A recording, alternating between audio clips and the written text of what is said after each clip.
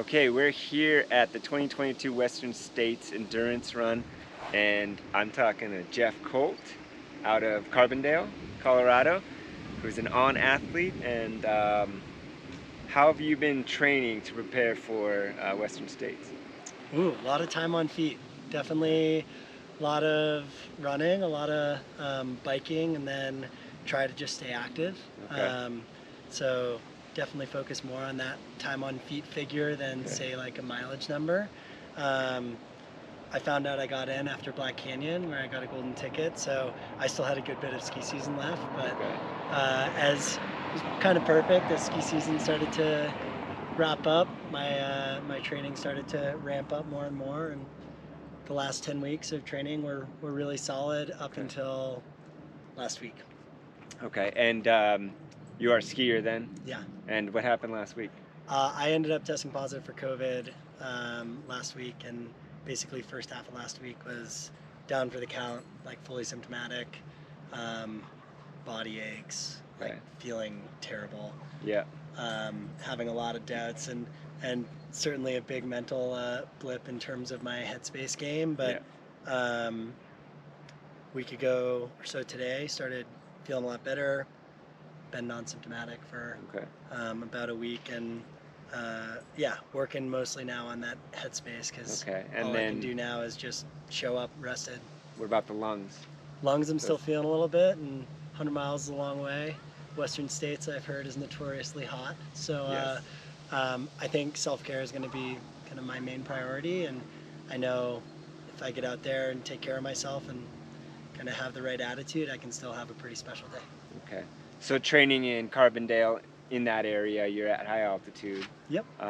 Do you think, because we spoke to some people who are coming from lower altitude or sea level, do you think that'll help you for what you're gonna experience it on the course? Definitely, like 6,000 feet where we are now or so is Carbondale's elevation.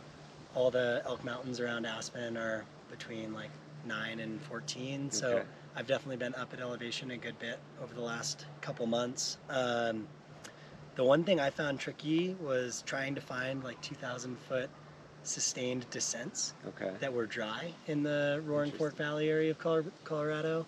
Um, that's a long descent, and like this course has three of them.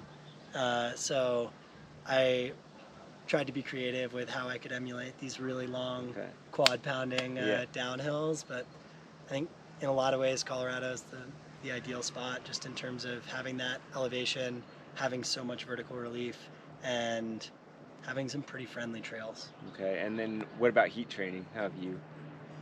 Um, I listened to a Jason Koop podcast where he was interviewing someone about heat training and kind of focusing more on aerobic capacity and fitness and then on your hydration plan. And heat training should really kind of be that tertiary thing. And I got out in some hot days in Colorado and did a little bit of sauna training, but I didn't follow a specific heat plan. And I am going to follow a very specific hydration plan and cooling plan on race day. So Okay.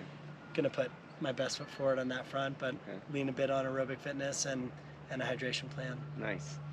And so your Instagram handle is Easy Dog. Tell us about that. Yeah, I've always had a good amount of dog characteristics, Okay. whether that's my, you know, likeness to play fetch or run. But Okay. in college, I drove like the drunk bus, like Okay. basically driving students around campus, like for my college job, and my radio dispatch came up with the name Easy Dog. Okay. And when I radioed back to her, she was Rowdy Boss. Okay. So I was kind of willing to go with the flow and do whatever she told me to do, and she always was telling me what to do. So All right. Easy Dog was born out of my mid rides drunk bus Okay. driving days. All right. So keep a lookout for Easy Dog on the Western States course. And Jeff, see you out there. Thank you very much. Yeah, thanks, Peter. Thanks for all you guys do.